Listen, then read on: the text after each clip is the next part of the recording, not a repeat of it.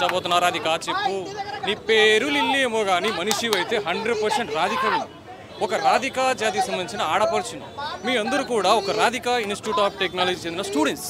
ఆ కాలేజీ ఉండదు, ఆడెన్నో గుట్ట మీద ఉంటుంది. ఆ గుట్ట మీద లైన్గా రాధికాలు నిల్చొని పైకాలేసి వేసుకొని చూస్తుంటా. టిల్లు లాంటి లపాకాలు ఉన్నారా మళ్ళీ ఓలాగం చేద్దాం అని.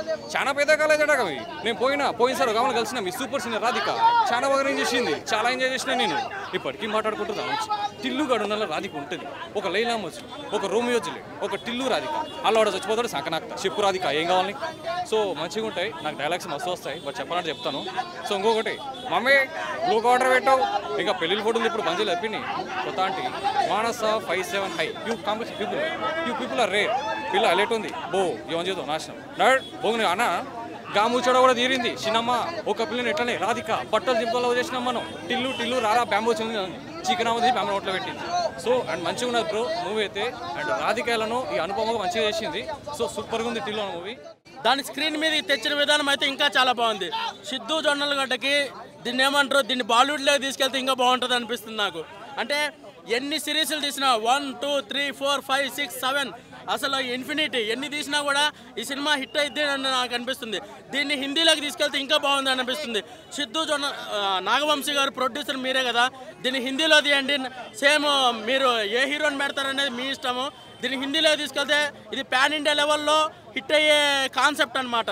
అసలు చాలా బాగా రాశారు, చాలా బాగా తీశారు.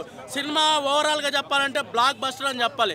అంటే ఈ వీక్లో తీసుకుంటే రేపేదో దాన్ని ఏమంటారు ఏప్స్ అని ఓ సినిమా రిలీజ్ అవుతుంది, గాడ్జిలా వర్సెస్ ఏప్స్. అదే కదా ఈరోజే రిలీజ్ అవుతుంది.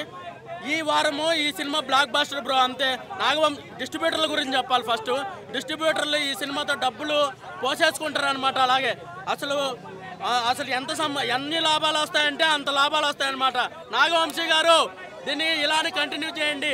1, 2, 3, 4 అలా ఇన్ఫినిటీ తీసేసుకొని చాలా బాగా రాశారు.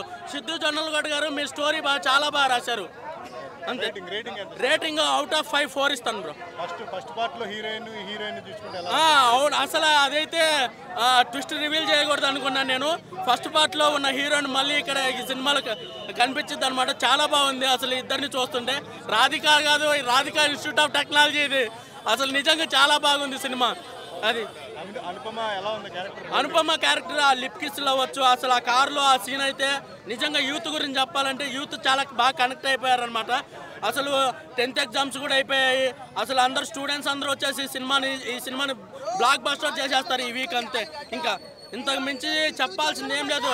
నాగవంశీ గారు ఈ సినిమాని హిందీలో తీయండి. అసలు ఈ కాన్సెప్ట్ అనేది ఫస్ట్ టిల్లు చూసినప్పుడే నాకు అర్థమైపోయింది. ఈ కాన్సెప్ట్ అనేది బ్లాక్ బాస్టర్. దీన్ని 2, 3, 4 ఎన్ని తీసినా కూడా చూస్తారు. దీన్ని హిందీలోకి తీసుకెళ్ళండి. ఇది నా రిక్వెస్ట్, పర్సనల్ రిక్వెస్ట్.